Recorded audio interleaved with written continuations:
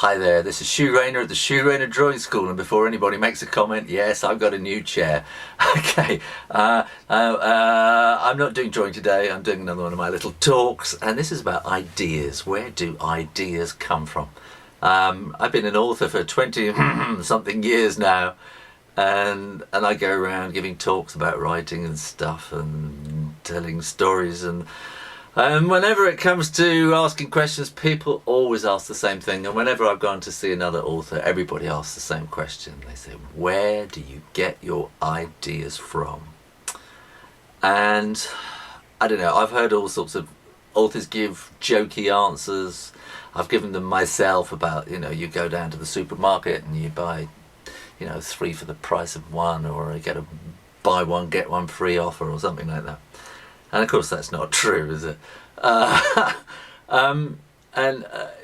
So I suppose I spent a long time sort of being very pompous and going, well, you just have to be really, really clever and, brilliant like me, and then you have these fantastic ideas and, as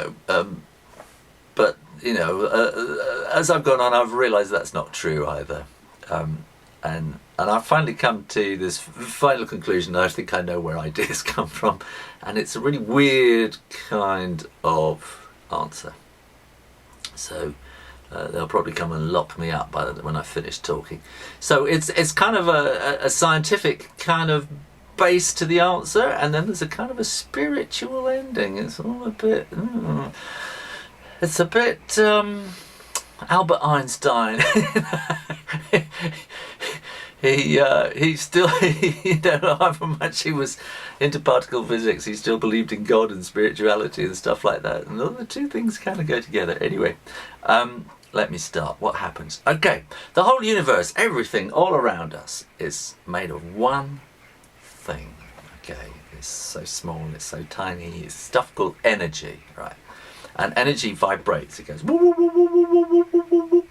And it vibrates on all sorts of different frequencies. So a low frequency goes whoa, and a high frequency goes whoa, like that, you see. So they go much higher and much lower, and they go higher and higher until they turn into light and X-rays and things like that. They go lower and lower until they kind of shake you to bits. And this is what energy is, and you get kind of bits of energy and you stick them together and they turn into protons and quarks and mesons and Higgs bosons and things like that, and then all those bits come together and they make an atom.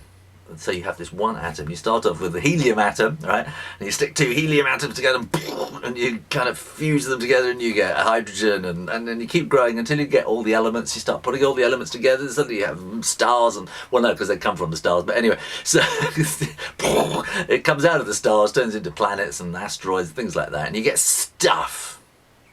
Okay, so we get stuff. We're made of stuff. Everything is made of stuff, right? So that's kind of part of it. Now, what happens? Thoughts, ideas, right? Ideas are energy too. They're just bits of energy that float around the universe on their own frequency. They're waiting to contact you, okay? Does this sound a bit weird? Thoughts are just floating around. Anybody can have a brilliant idea, okay? How do you get that brilliant idea? How do you tune yourself in? Because it's a bit like a radio. Radios these days, you don't kind of really see aerials sticking out them like you used to. The TV, satellite TV, everyone's satellite now, aren't they? You have a TV aerial or a satellite dish. What's happening is the radio waves, the TV signals are coming in at a kind of a vibration, like woo, woo, woo, woo, woo, woo, woo. And the aerial or the satellite dish is tuned to exactly the same frequency, so they're kind of in harmony, and because of that harmony and being in tune, that's how you get to watch the TV signal. Okay, does that make sense? If it doesn't, go and look it up on Wikipedia or something.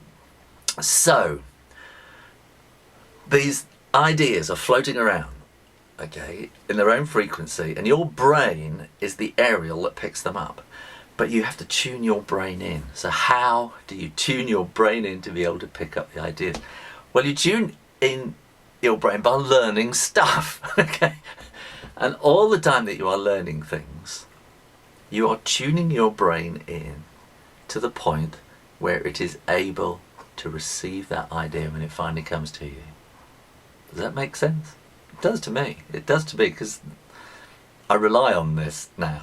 And when people talk to me about writer's block and I've got no ideas, and how it's not just writers who have block, it's artists, scientists, mathematicians. They just kind of get a block and they can't move forward. It's because they're trying too hard. And what you have to do is kind of learn all the stuff that you need to do, and when you reach that point where you think, I can't move forward, I need an idea, I need something to take me to break forward into that kind of thing, you have to make sure you've learned all those things that you need to know, and then that's where it gets spiritual, okay? Because then you just have to go, okay, I've done everything I can, I've done my bit, and you just have to let go of the whole thing and wait.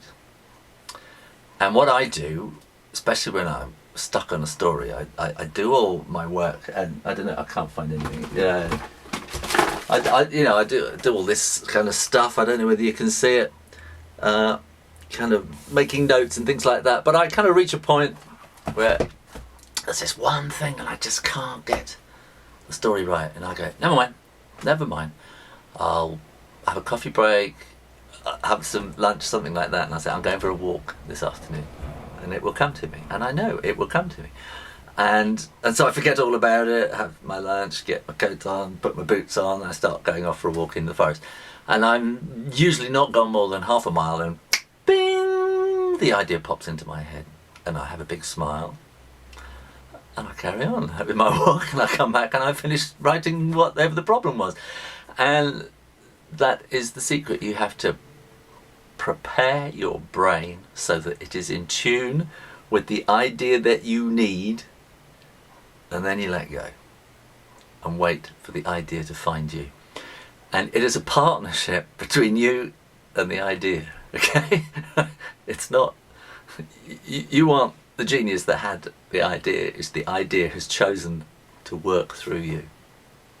And if you can accept that, and you put your faith in it, you will find ideas, better ideas will come much faster and much more easily.